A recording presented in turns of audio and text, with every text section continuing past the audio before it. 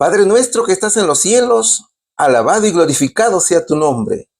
Ante ti venimos, Señor, un grupo de tus hijos, para rogarte el perdón de nuestros pecados y también para pedirte que obres en cada uno de nosotros, para poder comprender los hermosos mensajes que nos has preparado para hoy.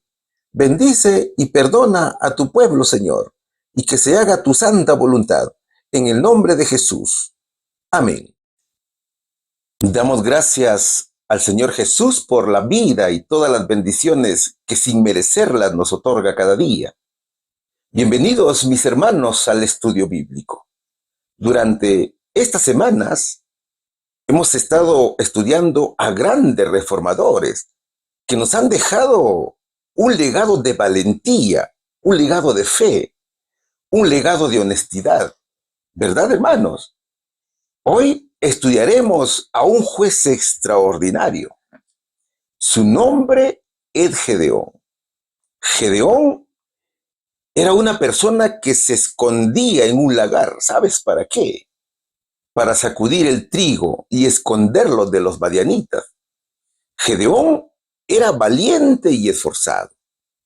Él había asumido el riesgo de salir a buscar comida en medio del asedio del enemigo, aún arriesgando su vida. Hasta que un día sintió un llamado que lo sacudió hasta lo profundo de su alma. Muchos se preguntarán seguramente, ¿cómo podría un hombre tan común llevar a cabo una tarea tan monumental?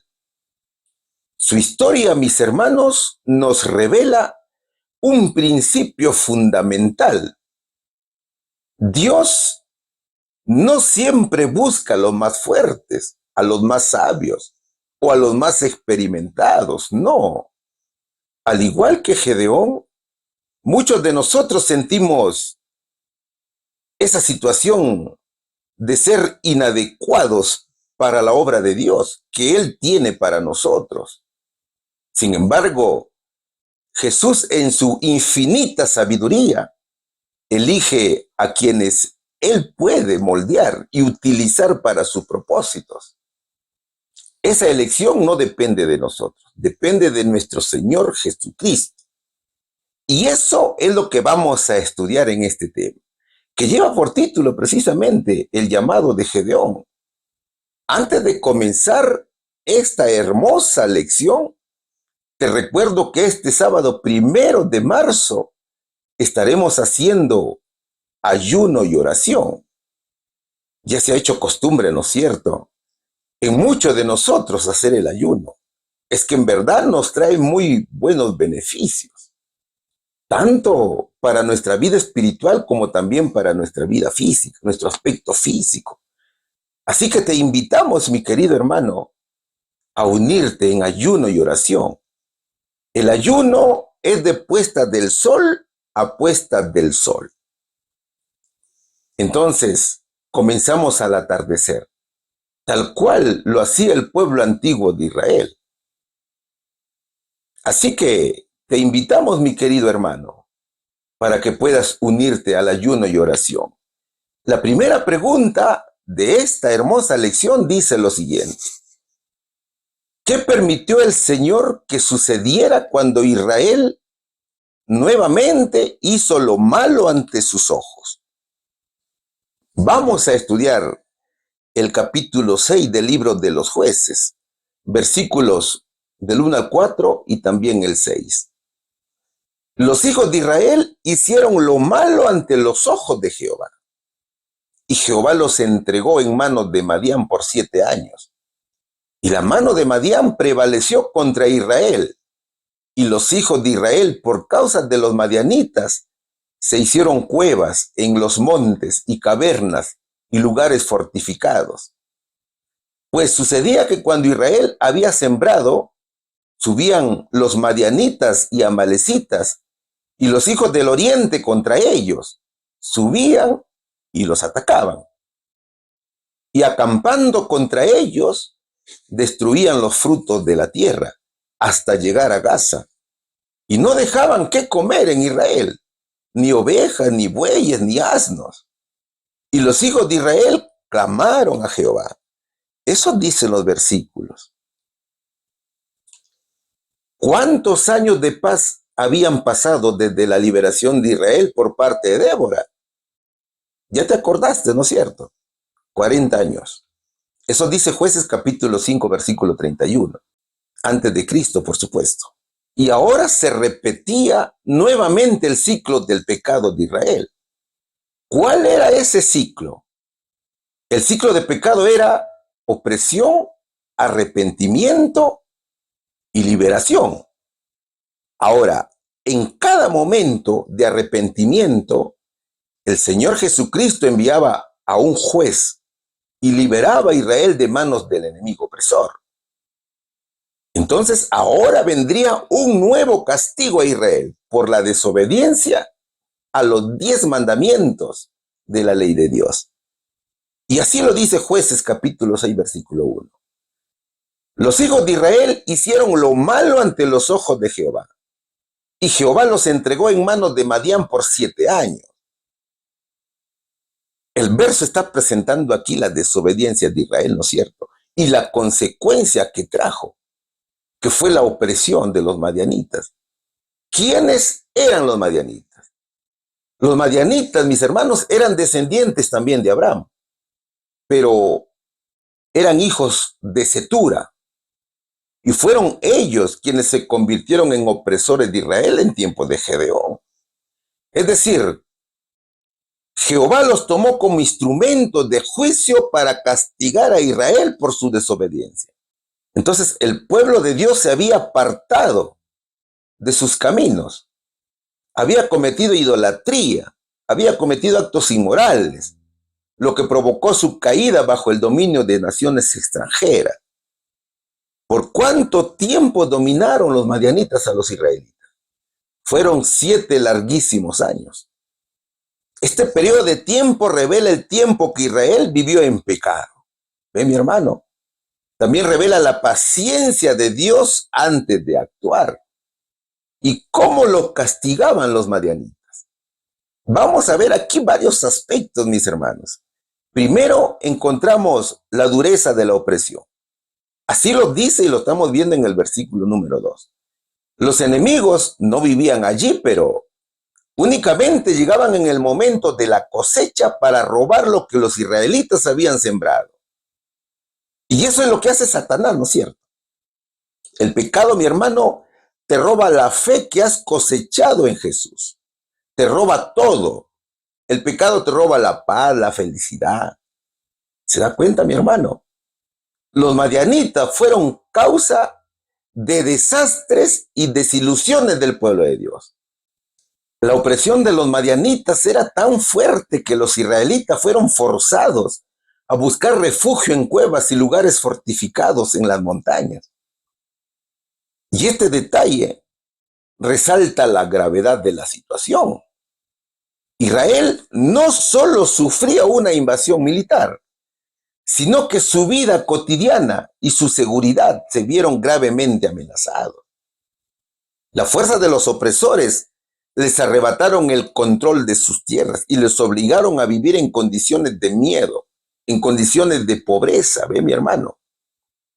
Este pasaje revela claramente el impacto de la opresión madianita. Es que la maldad fue tanta que los israelitas se vieron obligados a esconderse, mis hermanos, en cuevas, en guaridas para poder sobrevivir. Es decir, había un desmoronamiento de la seguridad y la estabilidad de la vida cotidiana. También se vio muy decaída la espiritualidad del pueblo. Eso fue precisamente por rechazar al Señor Jesucristo. Ese apartamiento condujo a que se aliaran con Satanás, ¿no es cierto? Así dice Jueces capítulo 6, versículo 2. Y la mano de Madián prevaleció contra Israel, y los hijos de Israel por causa de los madianitas. Se hicieron cuevas en los montes y cavernas y lugares fortificados. El segundo aspecto que encontramos aquí son los ataques de los madianitas, amalecitas y los hijos del oriente. Eso lo encontramos en el versículo número 3. Los madianitas no estaban solos en su ataque. Ellos se aliaron con los amalecitas y también se unieron a otros pueblos orientales. Eso multiplicaba la magnitud de la amenaza. Estos pueblos saqueaban a Israel de una manera sistemática, especialmente en tiempos de cosecha, cuando la tierra de Israel era más vulnerable. Y este ataque recurrente demuestra la constante inseguridad y también del sufrimiento del pueblo. Pues sucedía que cuando Israel había sembrado, subían los madianitas y amalecitas y los hijos del oriente contra ellos. Subían y los atacaban, dice Jueces, capítulo 6, versículo 3. Ni un solo instante podían estar tranquilos los israelitas sin que fueran molestados por los enemigos. ¿Cuál es el tercer aspecto? Es la destrucción de los recursos. El ataque era principalmente económico. Los enemigos destruían los cultivos, destruían las cosechas, se llevaban el ganado. El versículo señala que los invasores llegaron hasta Gaza, una ciudad que se ubicaba en la costa sur de Palestina. El propósito de estos saqueos no era solo militar, como ya te lo dije, sino también económico, y buscaba despojar a Israel de sus recursos para hacer imposible su autosuficiencia. Y mi hermano, esa destrucción de la tierra era un acto estratégico para quebrantar el espíritu y la estabilidad del pueblo de Israel. Es que ellos se habían apartado de Dios por seguir a dioses paganos, a dioses falsos, obedeciendo a Satanás. ¿Ve, mi hermano? ¿En qué otro aspecto eran castigados los israelitas? ¿Qué dice el verso 4? Y acampando contra ellos, destruían los frutos de la tierra hasta llegar a Gaza, y no dejaban qué comer en Israel, ni ovejas, ni bueyes, ni asnos. O sea que era un desastre el pueblo de Israel. El dominio era total, y para ellos era catastrófico. El cuarto aspecto es la magnitud de los invasores y su poder. Los pasajes bíblicos que nos presenta aquí la lección describen a los invasores como una fuerza masiva y los compara con langostas porque eran numerosos, eran bastantes, y su poder de devastación también era inmensa. Se sabe que cuando una langosta llega a los campos destruye todo, ¿no es cierto? Así comparaba Dios a los enemigos de Israel. El uso de camellos y ganado, que eran recursos preciados, subraya aquí que no solo eran numerosos, sino también eran organizados. Había ya una organización de los enemigos para atacar a Israel. Este versículo enfatiza la superioridad de los enemigos y la impotencia de Israel frente a estos enemigos. Por eso que la Biblia los compara como langostas. Eran muchísimos, como ya lo vamos a ver seguramente en las siguientes lecciones. Entonces se observa aquí el impacto emocional de la opresión. Los israelitas estaban profundamente afligidos, estaban desesperados, vivían en sufrimiento. Ellos experimentaron la pérdida de esperanza. Se habían alejado de Dios, habían pecado, mis hermanos. ¿Y qué consecuencias acarrea el pecado? Sufrimiento, ¿no es cierto? Porque subían ellos y sus ganados y venían con sus tiendas en grande multitud como langostas. Ellos y sus camellos eran innumerables. Así venían a la tierra para devastarla, dice Jueces capítulo 6, versículo 15. Entonces, este duro castigo hizo reaccionar a Israel. Llega el momento de que ya el pueblo no aguanta más, ya no puede más, mis hermanos. Eran 7 años durísimos de castigo y todo era por desobedecer a Dios. Israel ya no daba más. Y cuando el ser humano siente que ya no puede más, acude a Jesucristo, el único que nos puede salvar, el único que escucha nuestras súplicas. Y es cuando Israel ya no pudo más, por su terquedad de seguir en la idolatría, en que recuerda al verdadero Dios, al Dios de Israel, a Jehová, ¿no es cierto? Y los hijos de Israel clamaron a Jehová, dice Jueces, capítulo 6, versículo 6. El pasaje proclama el clamor de Israel. El sufrimiento de Israel culmina en un clamor a Jehová, buscando su intervención, buscando su salvación. Estaban desesperados, habían sido humillados, desprestigiados, oprimidos, mi hermano. Este clamor entonces es una respuesta que, aunque tardía, representa un punto de giro en la manera de pensar. El pueblo finalmente reconoce su impotencia y busca a Dios en busca de socorro. Entonces su clamor, sus oraciones, su llanto, llega a oídos del Señor Jesucristo y llega la misericordia del Señor. Y aunque Israel había caído en pecado, Dios escuchó sus oraciones y mostró su misericordia. Hermano querido, la desobediencia trae graves consecuencias. Israel tenía un pacto hecho con Dios, pero no lo respetaron. Es decir, mis hermanos, aunque nuestras transgresiones pueden tener consecuencias, el arrepentimiento sincero puede traer restauración. Todos somos pecadores de nacimiento, ¿no es cierto? Todos hemos nacido en pecado. La naturaleza pecaminosa está allí, porque es el instrumento de prueba de la fidelidad hacia nuestro Señor. El pecado nos puede estar destruyendo, pero si clamamos a Dios, Él viene a nuestro rescate. La hermana Guay dice algo muy importante a tener en cuenta, y te lo voy a leer. Los hijos de Israel hicieron un voto solemne a Dios, de que serían obedientes, pero hicieron caso omiso de los requerimientos del Señor. Algunos permanecieron leales a Dios, pero la mayoría hizo caso omiso de la palabra. Desafían la ley de Dios y enseñan como doctrinas mandamientos de hombres. ¿Se da cuenta, mi hermano? ¿Qué era lo que hacían los sacerdotes en aquel tiempo? Predicaban doctrinas falsas, mandamientos de hombres. ¿Ve, mi hermano? Es decir, en lugar de predicar la verdad absoluta de Jesús, ellos estaban sumergidos en las doctrinas humanas, en las doctrinas falsas. Y esto es un pecado tan grande, porque cuando se predican doctrinas falsas, se deja de lado la verdad absoluta de Cristo. Entonces, mi hermano, el pueblo de Dios tiene que estar atento para no caer en las enseñanzas de las doctrinas humanas, que lo único que hacen, ¿sabes qué cosa es? Es difamar a Jesús.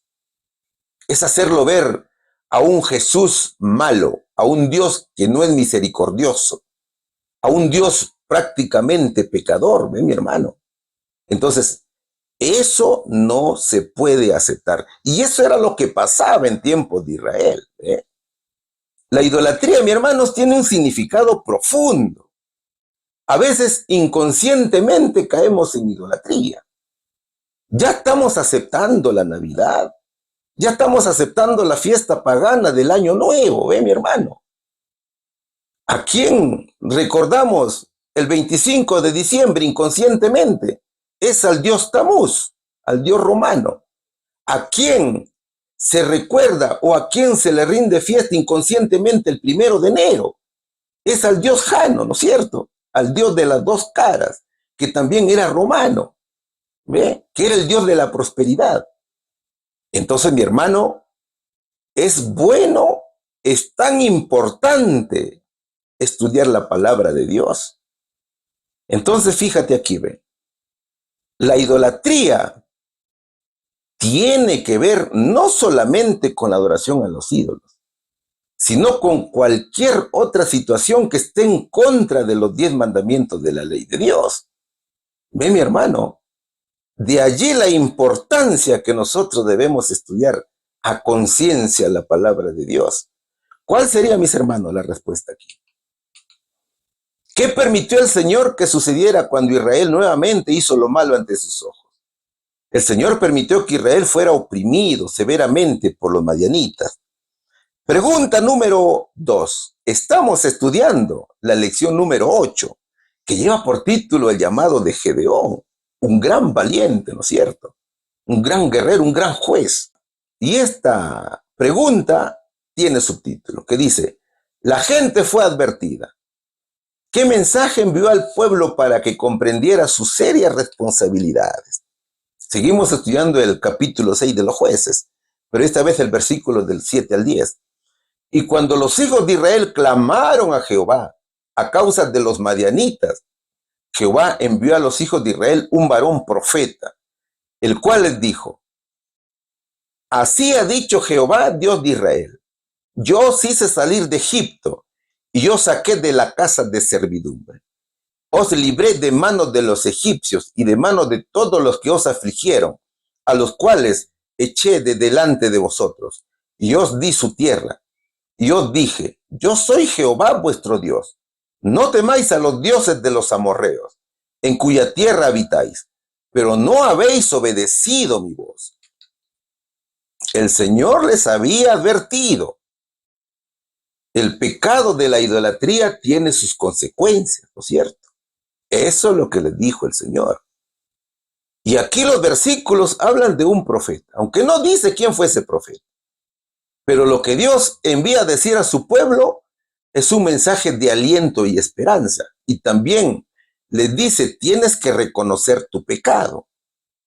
Él les dice: mira, yo te voy a mostrar quién soy yo, le dice el Señor. Pero tienes que reconocer también tu pecado. ¿Qué les dijo el Señor? Yo os hice salir de Egipto. ¿Qué es lo que tenía que decir Israel aquí? Israel tenía que recordar que Dios es todopoderoso y lo había demostrado al destruir a Egipto. Tenía que recordar que el Señor había hecho muchos milagros, que el Señor había abierto el mar Rojo, había secado el río Jordán. Eso es lo que hablaba Dios a través del profeta, recordando a Israel todo lo que él había hecho por ellos en el pasado. Pero ahora estaban en crisis. Y eso Dios les estaba comunicando.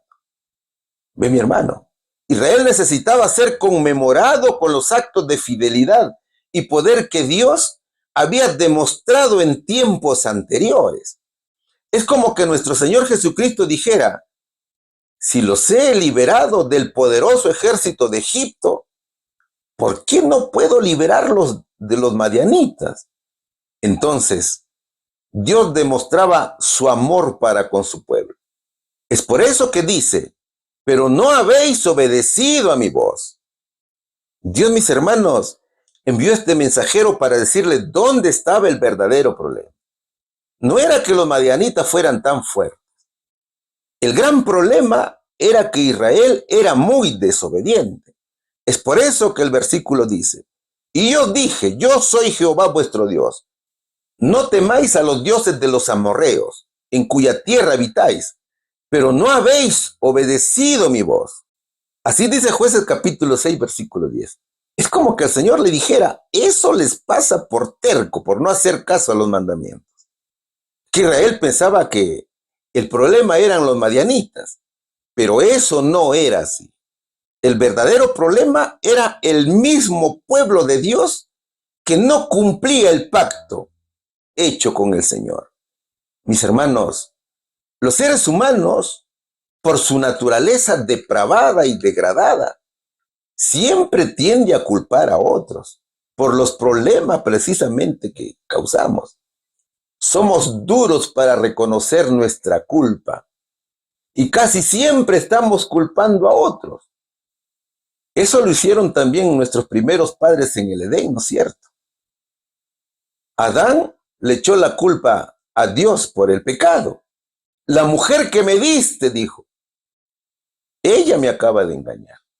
Entonces, su clamor al Señor por ayuda no significaba que ellos reconocían o se arrepentían de su pecado.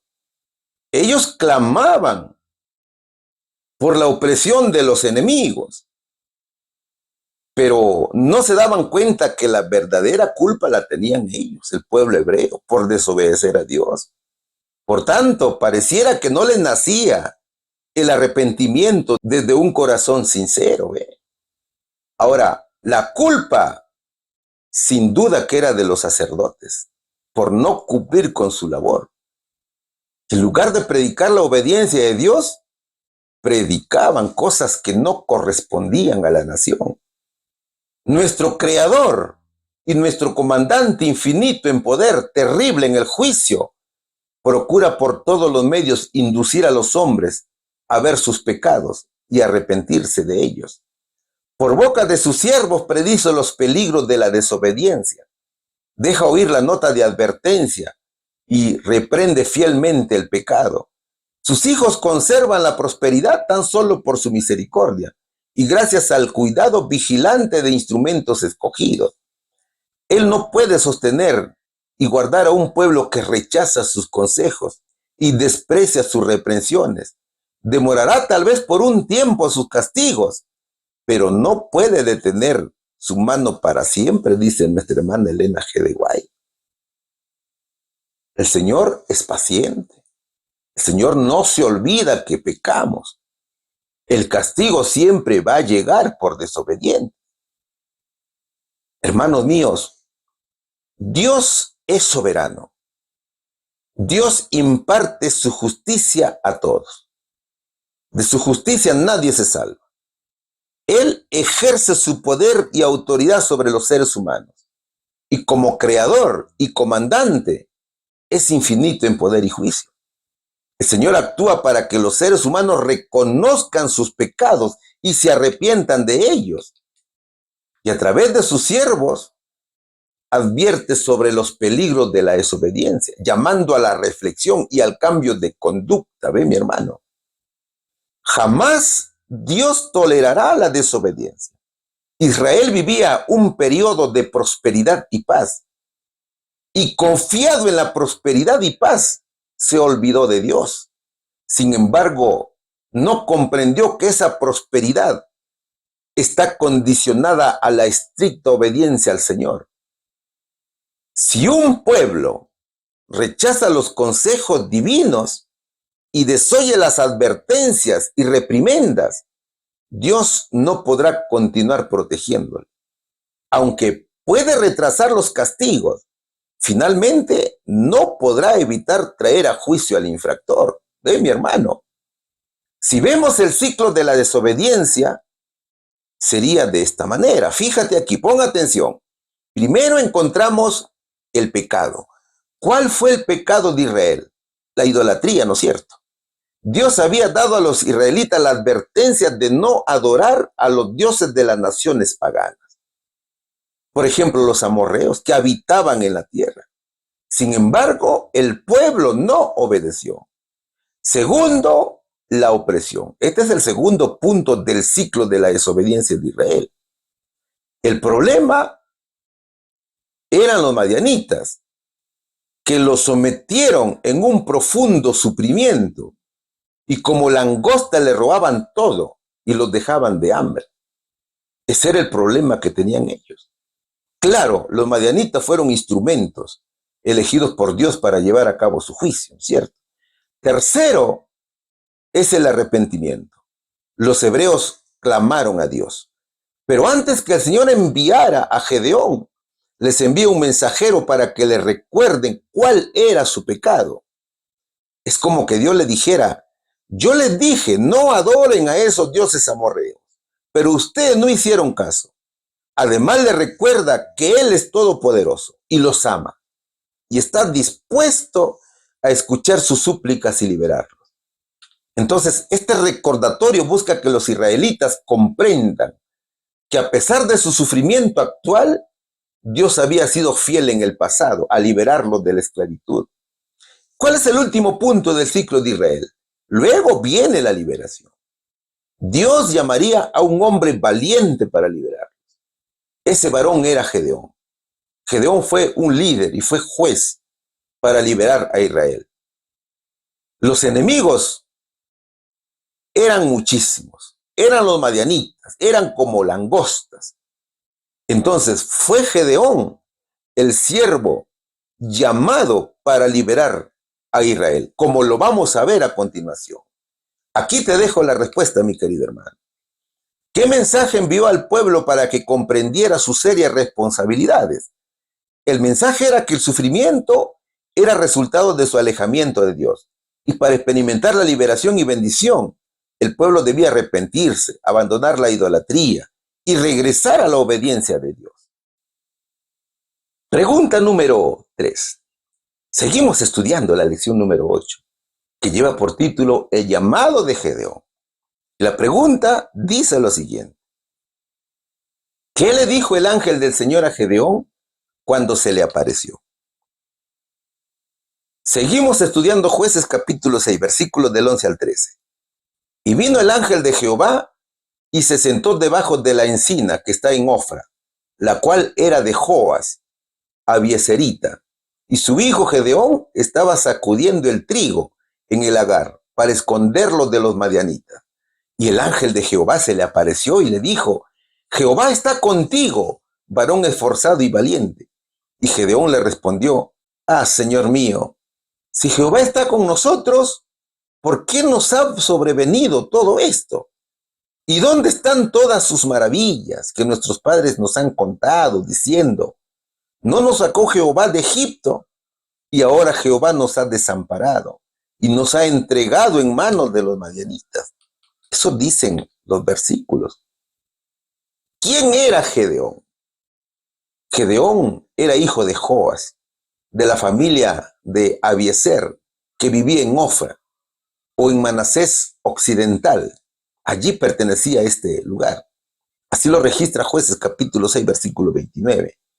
Era también llamado Jerobal, que significa que Baal se defienda a sí mismo, porque él había destruido precisamente el altar de Baal. Por eso le pusieron Jerobal. Así lo dice Jueces capítulo 6, versículo 32. Un día, los furiosos habitantes del lugar protestaron violentamente y exigieron la muerte de Gedeón, pero su padre los defendió, insistiendo en que Baal se debería defender solo. Este incidente le valió a Gedeón el nombre de Jerobal. Gedeón significa leñador, talador o destructor. Así lo encontramos en el diccionario bíblico adventista.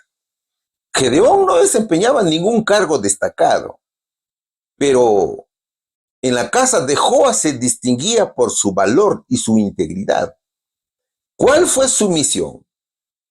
Gedeón fue llamado por Dios para liberar a Israel de esa opresión madianita, aunque al principio dudó de sus capacidades, pero finalmente confió en Dios y lideró a su pueblo a la victoria. ¿A qué tribu pertenecía Gedeón? Él pertenecía a la tribu de Manasés. Manasés fue hijo de José, ¿no es cierto? Hijo de Jacob. Gedeón tuvo 70 hijos. Uno de ellos fue con una concubina que vivía en Siquem, que se llamó Abimelech. Mi hermano. El liderazgo de Gedeón es ser juez de Israel. ¿Cuál fue su victoria? Derrotar a los madianitas con un pequeño ejército de 300 hombres. Mi hermano. ¿Cómo era este varón? ¿Qué cualidades tenía? Tenía muchas en realidad. Primero, practicaba la humildad personal. Gedeón se veía a sí mismo como el más insignificante de su familia y también de su pueblo. Su humildad se reflejaba en su duda al cuestionar cómo un hombre tan común como él podía ser el encargado de salvar a Israel. Segundo, era un varón de fe. A pesar de sus dudas iniciales, Gedeón demostró una profunda fe en Dios. Para estar seguro que era su voluntad, que él guiaría a los israelitas, Gedeón le pidió al Señor varios milagros, varias pruebas que evidenciaron la dirección divina en su vida. Tercero, practicaba la obediencia. Una vez que Gedeón estuvo convencido de que Dios lo había llamado, obedeció fielmente las instrucciones del Señor, incluso cuando éstas parecían poco convencionales. Cuarto, era un hombre de valor. A pesar de su temor inicial, Gedeón demostró un gran valor al enfrentar a los madianitas, un ejército que por supuesto era mucho más grande y poderoso. Quinto, era ingenioso. Gedeón empleó tácticas ingeniosas para vencer a los madianitas. Claro, todo era obra de Dios, ¿no es cierto? Este hombre utilizó el estruendo de trompetas y el ruido de jarras rotas para sembrar el caos en sus filas y desorientarlos totalmente. Eso hizo con los madianitas. Mi hermano, ¿qué más? ¿Qué otra virtud tenía este varón? Practicó la humildad en la victoria. Tras su victoria, Gedeón rechazó la oferta de convertirse en rey, eligiendo humildemente seguir siendo un fiel siervo de Dios. ¿Y qué hacía Gedeón cuando fue visitado por el ángel de Jehová? Vamos a leer Jueces capítulo 6, versículo 11. Y vino el ángel de Jehová y se sentó debajo de la encina que está en Ofra, la cual era de Joas, abieserita. Y su hijo Gedeón estaba sacudiendo el trigo en el lagar para esconderlo de los madianitas. Allí estaba Gedeón. En ese lugar estaba Gedeón. Era humillado Israel, ¿no es cierto? En aquel tiempo. ¿Ve, mi hermano? Entonces, en medio de la opresión, Gedeón se encuentra trabajando en secreto, tratando de proteger lo que quedaba de su cosecha, pues todo se lo habían llevado los madianitas. ¿Quién llamó a Gedeón? Fue nuestro Señor Jesucristo. ¿Qué estaba haciendo Gedeón? Sacudiendo el trigo. ¿Dónde lo sacudía? En un lagar. ¿Se da cuenta, mi hermano, hasta qué punto era humillado el pueblo de Israel? ¿Sabe por qué te digo esto? Porque el trigo mayormente era sacudido en espacios abiertos, en la cima de una colina, por ejemplo, para que el aire o la brisa se llevara esa paja, ¿no es cierto? Pero el pasaje bíblico dice que el trigo era sacudido en un lagar. Entonces, el juez estaba ocupado en trillar su trigo a escondidas. Él había ocultado una pequeña cantidad del cereal y no se atrevía a trillarlo, como lo hacía antes, por miedo. Es por eso que fue a un sitio cercano al lagar. Además, mis hermanos, faltaba mucho para que las uvas estuvieran maduras. Entonces los viñedos no eran ocupados. Pero mientras Gedeón trabajaba en secreto y en silencio, pensaba con tristeza, dice la hermana White. Él pensaba en las condiciones, en la opresión de Israel, pero se preguntaba en silencio, ¿cómo se puede hacer para sacar a Israel del yugo del opresor? En eso meditaba Gedeón. Entonces, mientras Gedeón estaba ocupado escondiendo el poco trigo que había logrado salvar de los invasores, es visitado por el ángel del Señor. Jueces capítulo 6, versículo 12 dice, y el ángel de Jehová se le apareció y le dijo, Jehová está contigo, varón esforzado y valiente. Ya te dije que el Señor encontró a Gedeón trabajando, ¿no es cierto? Y lo anima y le dice, varón esforzado y valiente. ¿Cómo crees que se sintió Gedeón? Sin duda que Gedeón se habrá sentido confundido y atribulado por la difícil situación de su pueblo. Quizás para el valiente juez, el saludo y las palabras del Señor le parecieron extraños. Bueno, quizás habrá pensado, pero esforzado y valiente yo. Pero si Jehová no está conmigo, además no soy ni esforzado ni valiente. Incluso habrá mirado a otro lado para ver si había otra persona junto a él con quien el ángel le hablaba. Pero de pronto reacciona en su sufrimiento y responde con dudas y preguntas sobre por qué el pueblo de Israel está pasando por tal sufrimiento y por qué parece que Dios los ha abandonado. ¿Y qué dice Jueces capítulo 6, versículo 13? Y Gedeón le respondió, Señor mío, si Jehová está con nosotros, ¿por qué nos ha sobrevenido todo esto? ¿Y dónde están todas sus maravillas que nuestros padres nos han contado diciendo? ¿No nos sacó Jehová de Egipto? Y ahora Jehová nos ha desamparado y nos ha entregado en manos de los madianitas. ¿Te has preguntado alguna vez esto que le preguntó Gedeón al Señor? Muchas veces, en medio de nuestro sufrimiento, decimos, ¿por qué me pasa todo esto? ¿Por qué solo a mí?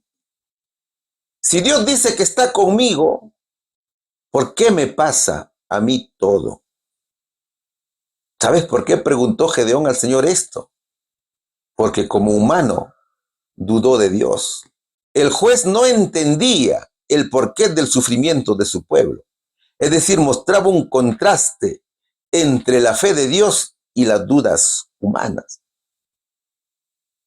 Su respuesta refleja su desesperanza, su falta de comprensión sobre la situación. A pesar de la proclamación del ángel que estaba junto a él, Gedeón no puede ver cómo es posible que Dios esté con ellos, dado a la situación que estaban viviendo. Él recuerda las historias de las maravillas de Dios en el pasado, como la liberación de Egipto, pero no ve esa intervención en su tiempo presente. Y eso también nos sucede a nosotros, ¿no es cierto? En lugar de decir, Señor, ¿es Israel que te ha abandonado? Gedeón culpa a Dios de su abandono. Y en su desesperación y amargura, sin reconocer el pecado de Israel, le reclama al Señor. ¿Y dónde están tus maravillas que nuestros padres nos han contado diciendo? ¿No nos sacó Jehová de Egipto? Y ahora Jehová nos ha desamparado y nos ha entregado en manos de los madianitas. Hermano mío, ¿qué dice el mundo de hoy? ¿Acaso nos dice, ¿y dónde está Dios que permite tanta injusticia? ¿Acaso nos dice, si existe Dios, ¿por qué hay tantos niños abandonados y hambrientos? Eso es culpar a Dios, ¿no es cierto? Pero jamás reconoce y dice, el ser humano es el culpable porque es egoísta de nacimiento, es malo. ¿Sabes, mi querido amigo? Dios nunca falla. El Señor es fiel a sus promesas. Quienes en verdad fallamos somos nosotros. Jesús ha prometido estar con su pueblo en las luchas internas y también en las dudas que enfrentamos en tiempos difíciles. Gedeón es llamado a ser valiente y confiar en el poder de Dios, aunque en ese momento no puede entender plenamente el plan divino, pero este varón valiente aceptó el llamado y decidió cumplir con la misión que el Señor le encargó. Y eso lo veremos en la siguiente pregunta. Te dejo, mi hermanito, la respuesta. ¿Qué le dijo el ángel del Señor a Gedeón cuando se le apareció? Jehová está contigo, varón esforzado y valiente. Pregunta número 4. El subtítulo dice, el Señor eligió a Gedeón. ¿Qué gran tarea le pidió el Señor a Gedeón que realizara? ¿Qué promesa le hizo cuando expresó su creencia de no ser suficiente para la tarea? Seguimos estudiando el libro de los jueces, capítulo 6, versículos del 14 al 16. Y mirándole Jehová le dijo, ve con esta tu fuerza y salvarás a Israel de la mano de los madianitas. ¿No te envío yo? Entonces le respondió, Señor mío, ¿con qué salvaré yo a Israel? He aquí que mi familia es pobre en Manasés, y yo el menor en la casa de mi padre. Jehová le dijo, ciertamente yo estaré contigo, y derrotarás a los madianitas como a un solo hombre. A ver, es una gran misión, ¿verdad, hermanos? Tú rescatarás a Israel de los madianitas con tu fuerza, le dice. Yo soy quien te envía. Pero, ¿qué fuerzas tenía Gedeón? Esas fuerzas no eran físicas, sino espirituales. Gedeón tenía la fuerza de la humildad. Sacudiendo trigo, en el lagar estaba Gedeón. Gedeón tenía la fuerza de la atención, porque tenía preocupación del lugar humilde de Israel. Tenía la fuerza del conocimiento, porque él sabía que Dios hizo grandes cosas en el pasado. Tenía la fuerza del hambre espiritual. Era insaciable espiritualmente. Quería conocer a Dios. Él quería ver las grandes maravillas de Dios otra vez. Tenía la fuerza de aprender. Este varón escuchó lo que el ángel de Jehová dijo.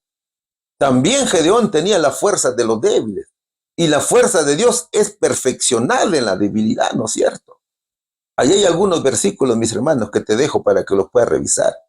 Y Jueces capítulo 6, versículo 14 dice, y mirándole Jehová le dijo, ve con esta tu fuerza y salvarás a Israel de la mano de los madianitas. ¿No te envío yo? Cuán sabio es nuestro Jesús. Esas fuerzas con las cuales contaba Gedeón se convertirían en las armas para salvar a Israel. Solo que Gedeón no se daba cuenta de los dones que tenía. Gedeón tenía la fuerza para salir adelante, pero él no se podía ver a sí mismo como alguien que podía hacer grandes cosas para Dios. Él tenía un concepto muy humilde de sí mismo, insignificante, del clan más pequeño de su tribu, que él era el menor de su familia. Sin embargo, era grande y valiente. Aunque claro, quizás Gedeón pensaba en armas, pero Dios es todopoderoso y contra él nadie puede luchar, ¿ve, mi hermano? Así que, mi querido amigo, jamás digas, jamás pienses que eres el más insignificante. Dios tiene un propósito para ti. Y el Señor va adelante a pelear tus guerras, a pelear tus luchas. Y con Cristo, mi hermano, todo es victoria. Cuando vas de la mano del Señor, todo es éxito. No hay fracaso con el Señor Jesús. Jueces capítulo 6, versículos del 15 al 16, dice, entonces respondió, Señor mío, ¿con qué salvaré yo a Israel? Eso es lo que le dijo Gedeón, ¿cierto? Estaba dudando Gedeón. No entendía el poder de Dios. Él decía, he aquí que mi familia es pobre en Manasés. ¿Yo de dónde voy a sacar instrumentos de guerra? Habrá pensado, ¿no es cierto? Y yo soy el menor de la casa de mi padre. Yo soy el más pequeño. Por eso decía, soy el más insignificante, ¿ve? Pero Jehová le dice, ciertamente yo estaré contigo y derrotarás a los madianitas como a un solo hombre. Para Dios, nada es fuerte. Para Dios todo es débil. Y el Señor con su palabra destruye naciones, hermanos. Destruye hasta los enemigos más poderosos. Entonces vemos aquí la respuesta de Gedeón de incredulidad y también de duda, ¿no es cierto? ¿Con qué salvaré a Israel?, le dijo. Él se veía como alguien inútil, que no podía hacer nada. Él dijo, mi familia es pobre. Soy el menor de mi casa. Pero además de la incredulidad y duda, Gedeón muestra humildad y también temor y falta de confianza en sus propios recursos. Pero él es comisionado a salvar a Israel. Y el juez va a actuar en estricta obediencia al mandato de Dios. Es que el éxito de Gedeón no dependía de su capacidad humana, sino de la intervención divina, ¿no es cierto? Igual, hermano, nuestros éxitos no dependen de nuestras fuerzas, no dependen de nuestra capacidad, dependen del poder de Dios, mis hermanos. Somos totalmente pecadores, débiles, ¿ve? La misión de salvar a Israel de la opresión de los madianitas está directamente vinculada al mandato divino. Lo único que tenía que hacer Gedeón era confiar en Dios. Ahora, Dios le hace una extraordinaria promesa. Yo estaré contigo, le dice. O sea que le asegura la victoria. Y le dice que ese triunfo será tan fácil y contundente como derrotar a un hombre. El Señor le dice, esa victoria es tan fácil que es como si fuera derrotar a un solo varón. Mi hermano? Entonces muestra aquí cómo la intervención divina puede transformar una tarea aparentemente imposible en algo exitoso. Queridos hermanos, a pesar de las inseguridades que pueda tener Gedeón, Dios le asegura que su mandato no es en vano, porque él estará con el juez durante todo el proceso de la liberación de Israel. Esa promesa le otorga una base firme sobre la cual Gedeón se debía apoyar. Y así como Gedeón vio sus limitaciones para salvar almas, también nosotros muchas veces nos vemos limitados e incapaces para salvar almas para Cristo. Quizás podemos vernos humanamente limitados, pero Dios ve más allá de nuestras limitaciones. ¿Sabes? Enfrentar desafíos tan grandes y situaciones complicadas se vuelve posible cuando confiamos en que Dios estará con nosotros, guiándonos y dándonos la victoria. No por nuestra propia fuerza, por supuesto, sino por el poder del Señor. Es obra del Espíritu Santo.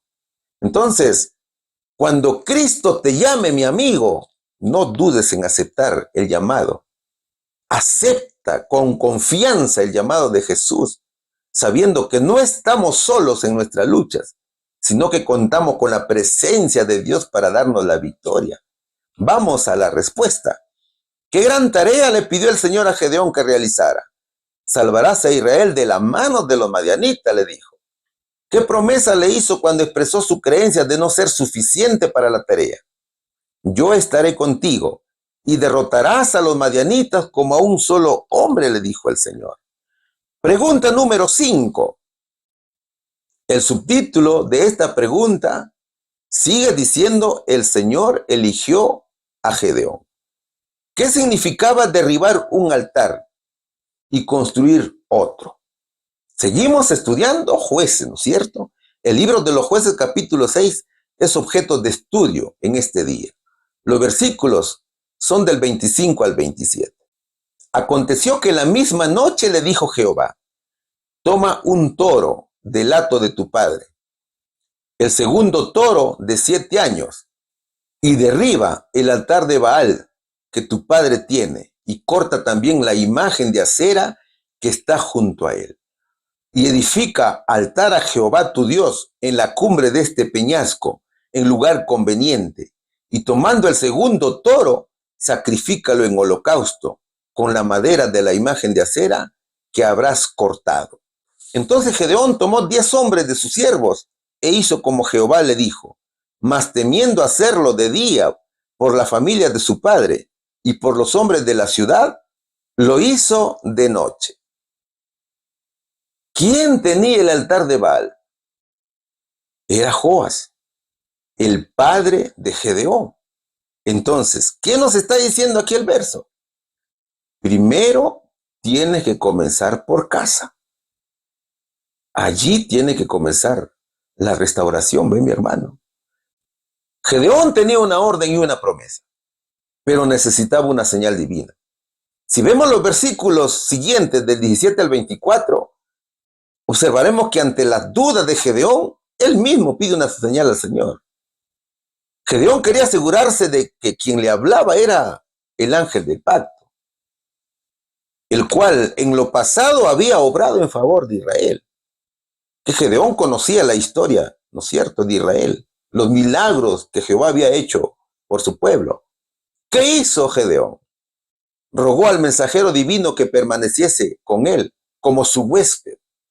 Señor, si has sido elegido, dame una señal de que realmente eres Jehová, le dijo. Por favor, no te vayas.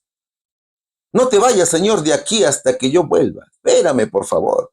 Quiero ofrecerte de comer, le dijo.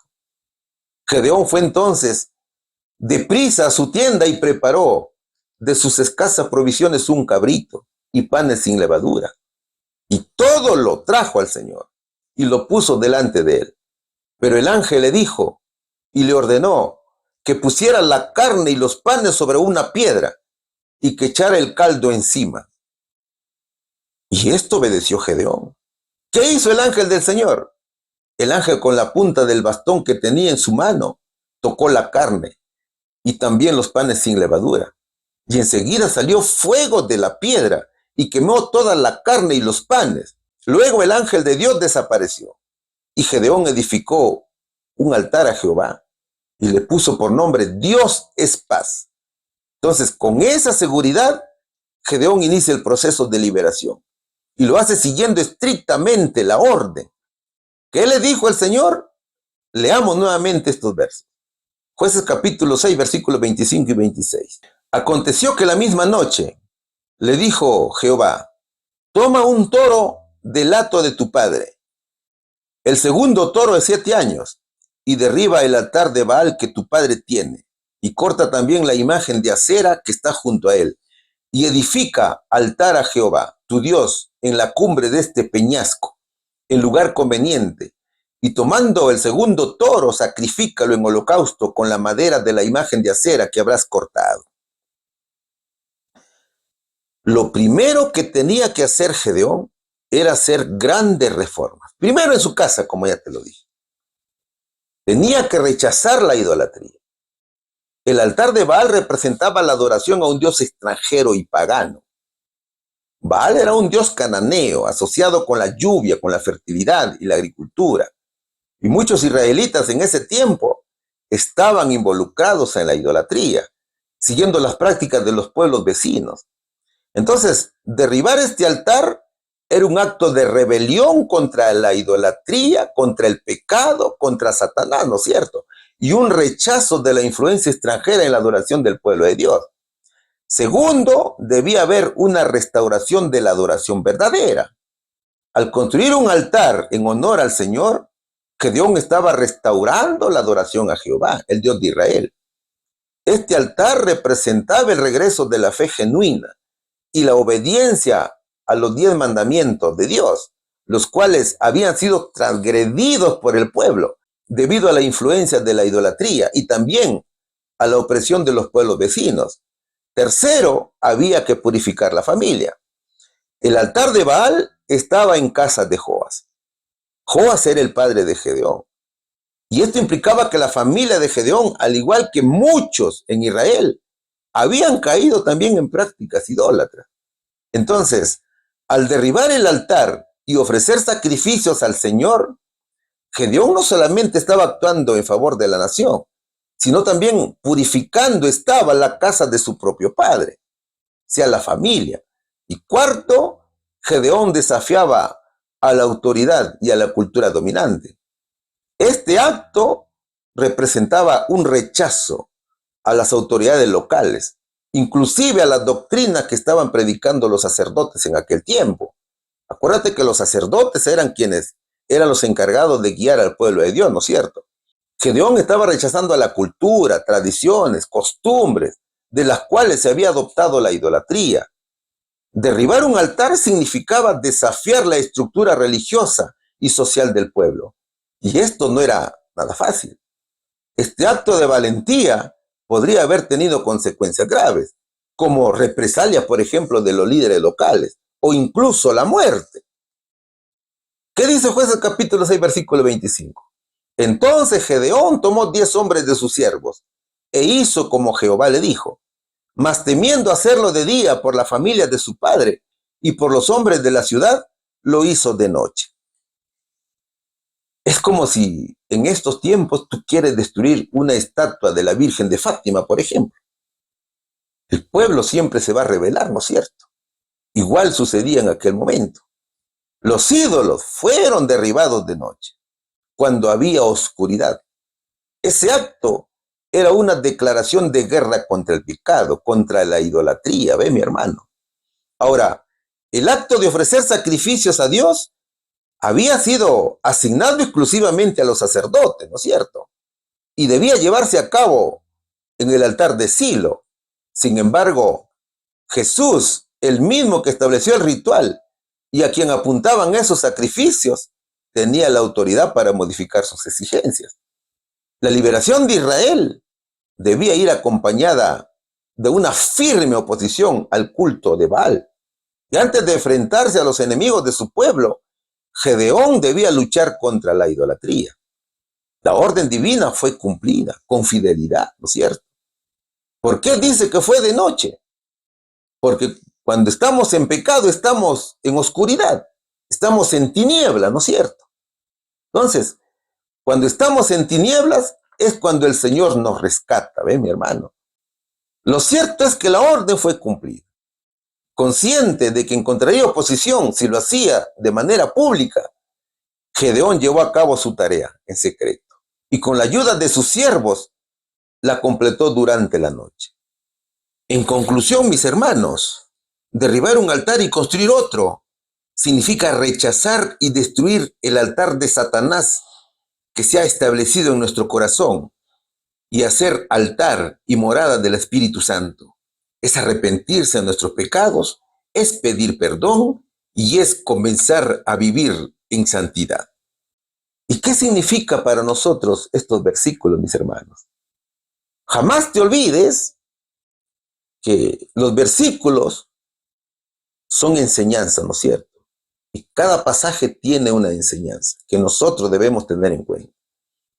Y aquí hay varias enseñanzas. Primero, destruir los ídolos en nuestra vida. Ya te dije que los ídolos no solamente son estatuas, no solamente son figuras religiosas, sino cualquier cosa que tome el lugar de Dios en nuestro corazón, como el dinero, el poder, el éxito, las relaciones, la fama, ¿no es cierto? Segundo, la obediencia a Dios. Gedeón obedeció a Dios a pesar del miedo y de las repercusiones sociales. La obediencia a Dios, aunque implique sacrificios, mis hermanos, es fundamental para vivir una vida que refleje la voluntad de Dios. Es vivir en santidad, ¿no es cierto? Entonces, hay sacrificio allí. Tercero, hay valor para cambiar.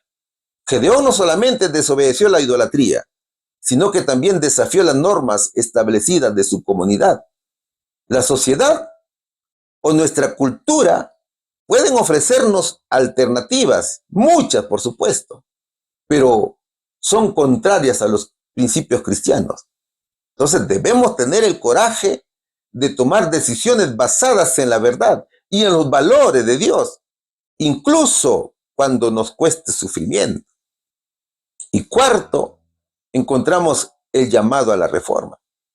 Este pasaje subraya que antes de que Gedeón pudiera liderar a Israel en la batalla contra los enemigos externos, necesitaba enfrentar y eliminar la idolatría interna. Esto simboliza que la verdadera victoria espiritual comienza con la purificación y el arrepentimiento interno, antes de poder luchar con los desafíos externos. Entonces, mis hermanos, la reforma comienza primero con nosotros mismos. Aquí, hermanos, te dejo la respuesta. ¿Qué significaba derribar un altar y construir otro? Significaba declarar la guerra a la idolatría, restaurar la adoración verdadera a Dios y purificar a la familia del paganismo. Derribar un altar y construir otro significa rechazar y destruir el altar de Satanás que se ha establecido en nuestro corazón y hacer altar y morada del Espíritu Santo. Pregunta número 6. La pregunta número 6 tiene como subtítulo Gedeón amenazado. ¿Qué querían hacer los habitantes de la ciudad con Gedeón cuando supieron que derribó el altar de Baal y cortó la estatua de Acera? Seguimos estudiando el libro de los Jueces, capítulo 6, pero ahora estudiaremos los versículos del 30 al 32. Saca a tu hijo para que muera, porque ha derribado el altar de Baal y ha cortado la imagen de Acera que estaba junto a él. Y Joab respondió a todos los que estaban junto a él: ¿contenderéis vosotros por Baal? ¿Defenderéis su causa? Cualquiera que contienda por él que muera esta mañana. Si es un dios, contienda por sí mismo con el que derribó su altar. Aquel día, Gedeón fue llamado Jerobal.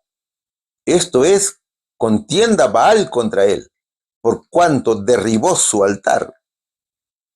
A ver, el pecado, cuando le declaras la guerra, reacciona con violencia, ¿no es cierto? Mientras no se le declare la guerra, el pecado se siente cómodo, morando en el ser humano. Eso le sucedió a los ciudadanos de aquel lugar.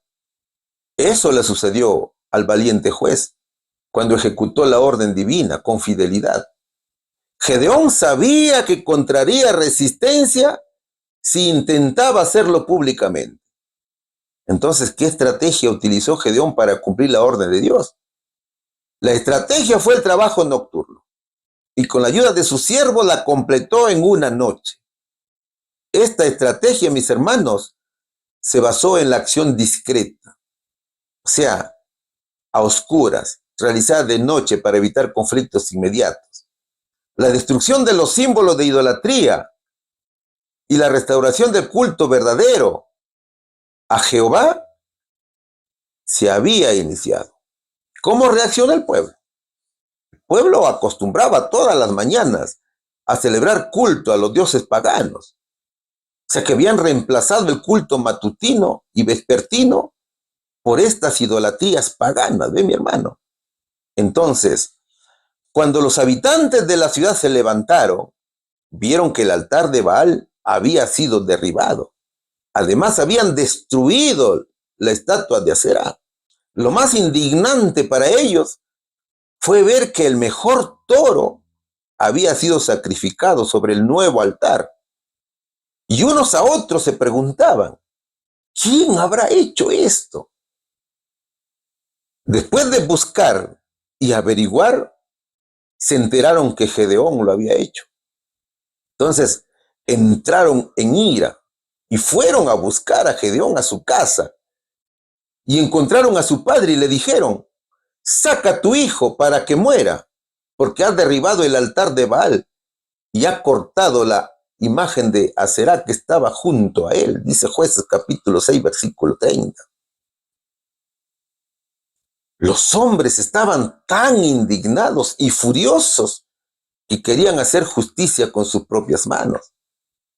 La reacción fue una condena inmediata. Querían asesinar a Gedeón, ya que el altar de Baal era un objeto de culto importante para ellos y su destrucción significaba un desafío directo a su fe en ese Dios.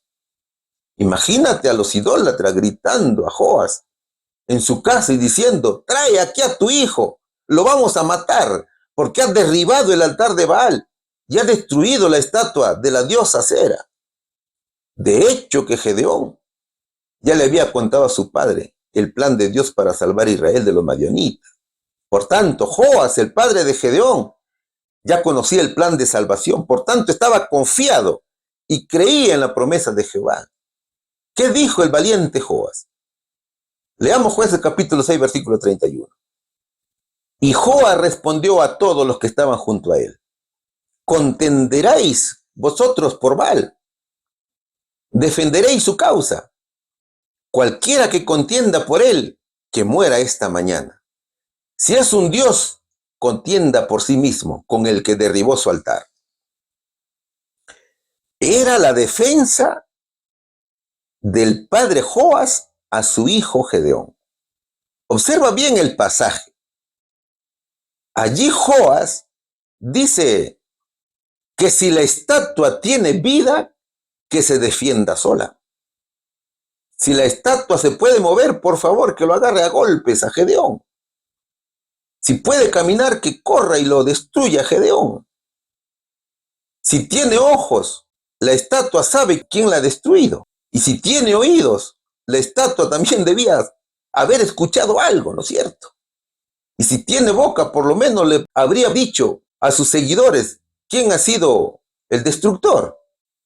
Joas sabía eso. Joas sabía que los ídolos no ven, ni escuchan, ni caminan, ni piensan, ¿no es cierto? Como que Joas le hubiera dicho, vaya, vaya, ahora resulta que ustedes están de parte de Baal y lo quieren defender. Si Baal es Dios, que se defienda a sí mismo, que pelee contra Gedeón y solucione el problema. Y esto sí que fue un gran golpe a la idolatría, porque Joas había criticado el inútil poder de Baal. Si Baal no había podido defender su propio altar, ¿cómo podía creerse entonces que protegería a sus adoradores? Eso es lo que le estaba tratando de decir Joas a estas personas. Entonces, debido a esta destrucción de las estatuas, le pondrían otro nombre a Gedeón. ¿Qué nombre le pusieron? En verdad fue un sobrenombre, ¿no es cierto? ¿Qué dice Jueces capítulo 6, versículo 32? Aquel día Gedeón fue llamado Jerobal. Esto es, contienda Baal contra él, por cuanto derribó su altar. Jerobal significa que Baal pudo defender su altar y que cualquier intento de venganza por parte del dios Baal sería inútil. Entonces la cólera de los habitantes los inducía al pecado. Todo era dirigido por Satanás. Entonces, mi hermano, es tan importante conocer la palabra de Dios para no dejarse engañar. No solamente por la idolatría, sino de toda enseñanza distorsionada por el hombre. La fe de Gedeón, al derribar las estatuas, es muestra de valentía y de gran fe. A Gedeón no le importó el peligro. Y esto es de gran enseñanza, porque a veces debemos tomar decisiones difíciles que van en contra de las normas sociales o de la cultura dominante para obedecer a Dios, ¿no es cierto? Dios quiere que su pueblo, mis hermanos, se aparte de toda cosa falsa y defienda la fe verdadera, defienda la fe ante la adversidad. Joas actúa por obra del Espíritu Santo y protege a Gedeón, recordándonos que no estamos solos en la batalla espiritual. Siempre el Señor estará con nosotros y Él es el que va a comandar nuestras batallas, mis hermanos, y nos va a hacer vencedores. ¿Cuál sería la respuesta aquí?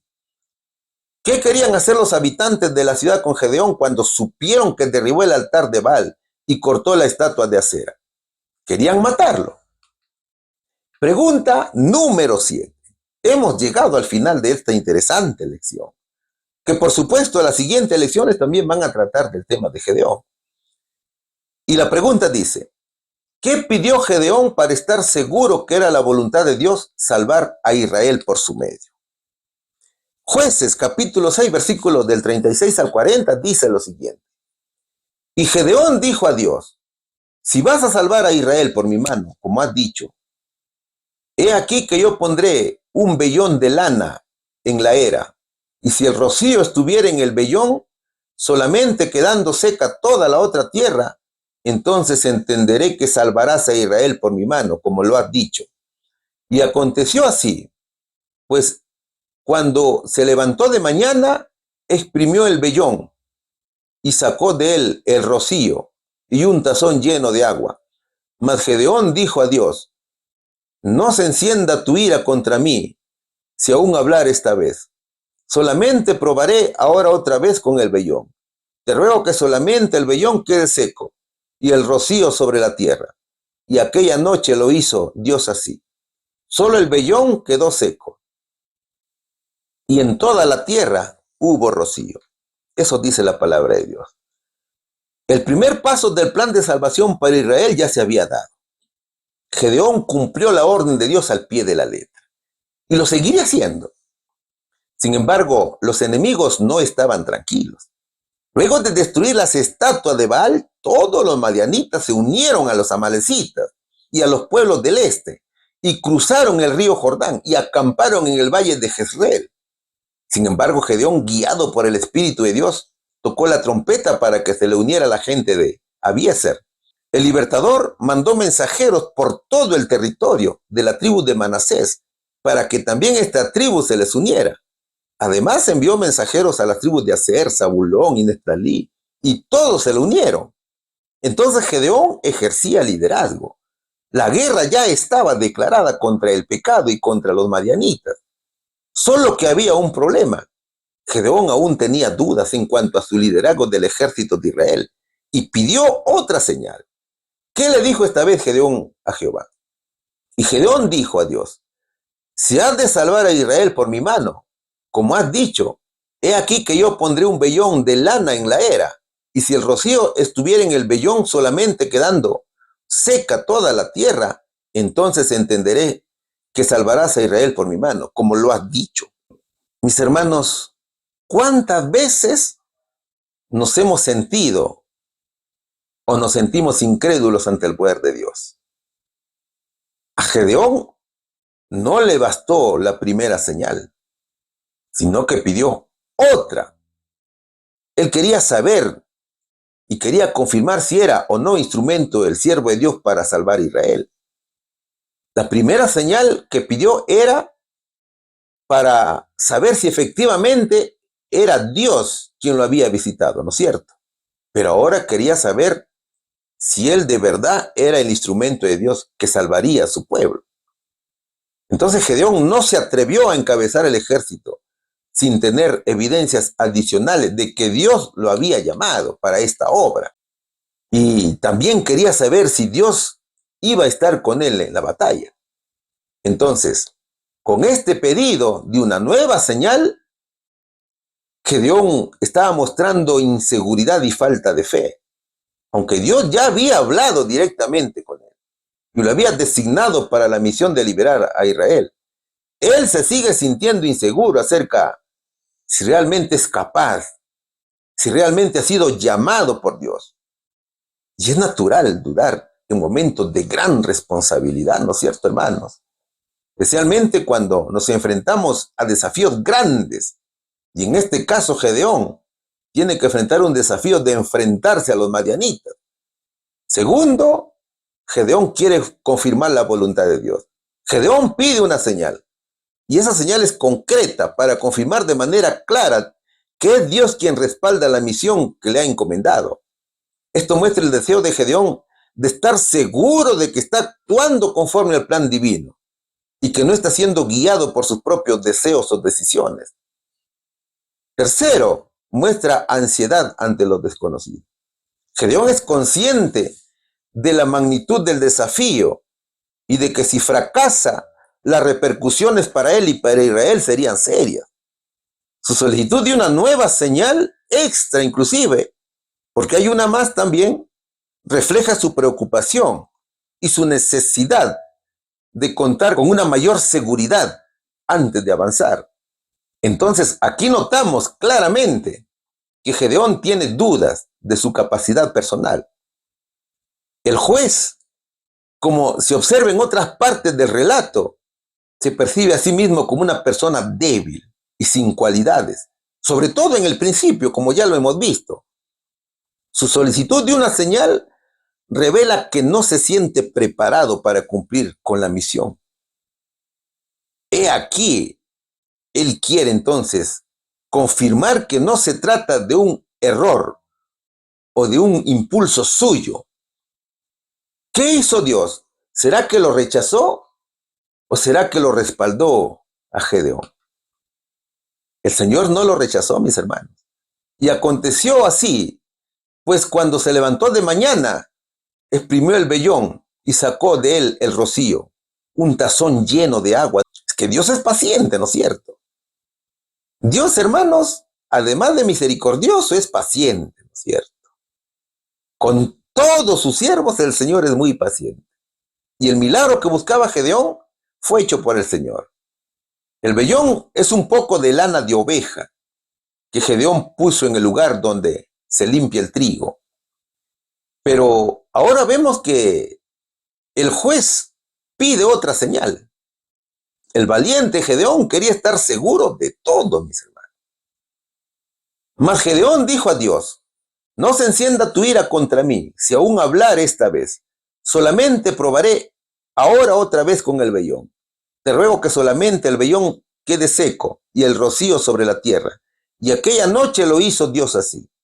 Solo el vellón quedó seco y en toda la tierra hubo rocío, dice Jueces capítulo 6, versículos del 39 al 40.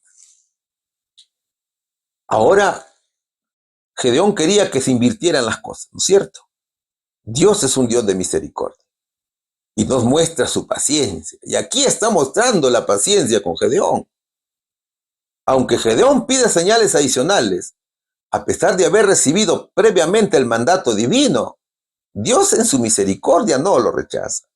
El Señor tiene mucha paciencia. Dios accede a su petición, demostrando su disposición a fortalecer la fe de sus siervos cuando surgen dudas.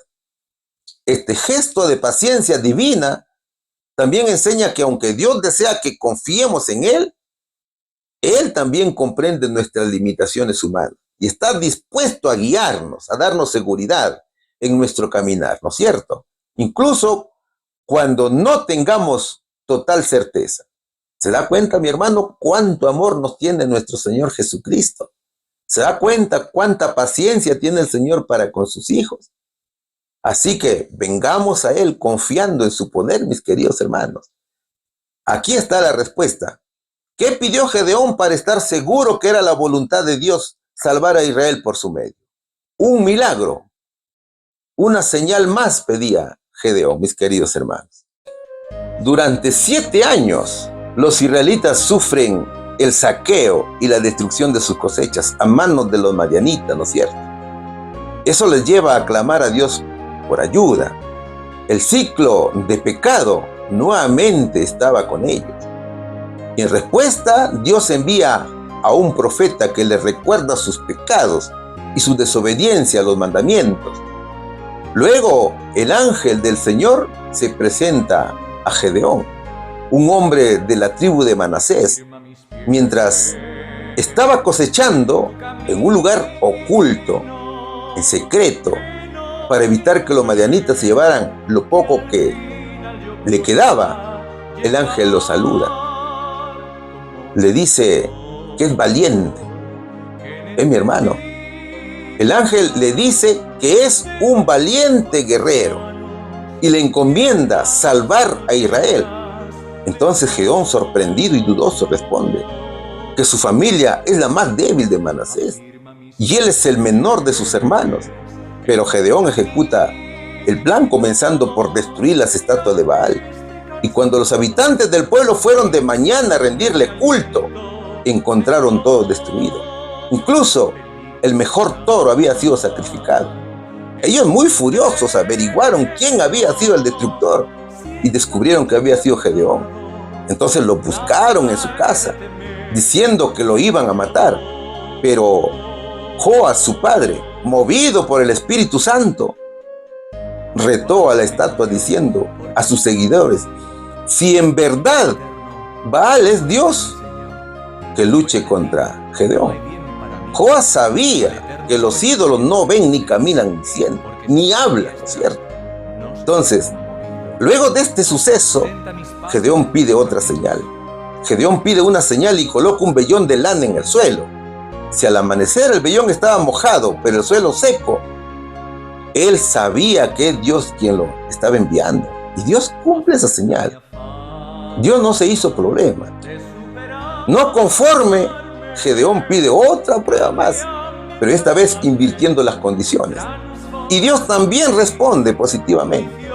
Mis queridos hermanos, a lo largo de la historia, Dios ha utilizado a ángeles para socorrer y proteger a su pueblo. Los ángeles han estado presentes en los asuntos humanos, solo que no lo vemos. Ellos a veces han estado apareciendo con ropas brillantes o como viajeros comunes. En ocasiones tomaron forma humana y descansaron como si estuvieran cansados. Aceptaron la hospitalidad de las personas, guiaron a los perdidos, encendieron los fuegos del altar y abrieron las puertas de las prisiones para llevar y liberar a los siervos de Dios. También vestidos con armaduras celestiales se presentaban los ángeles. Ellos fueron encargados de remover la piedra del sepulcro de Jesús. Entonces, hermano mío, jamás dejemos de confiar en Dios. Seamos fieles en la misión encomendada. Y a usted, mi querido amigo, cuando el Señor lo llame, no duden en aceptar ese llamado, porque a usted el Señor le tiene preparado una misión, así como la tuvo Gedeón. Que todo sea para la honra y la gloria de nuestro Señor Jesucristo. Muchas bendiciones para todos mis hermanos, en el nombre de Jesús. Amén. Poderoso Padre Celestial, te damos las gracias por tus enseñanzas que nos brindas cada semana. Por favor, Señor nuestro, que cada mensaje y cada palabra lleve tu bendición para poner en práctica en nuestra vida. Gracias te damos, mi Dios, pidiéndote, si es tu voluntad, nos brindes una nueva oportunidad para poder aprender tu palabra. Queremos, Señor, ser educados por ti. Todo te lo rogamos, Padre amado, en el nombre precioso de Jesús. Amén.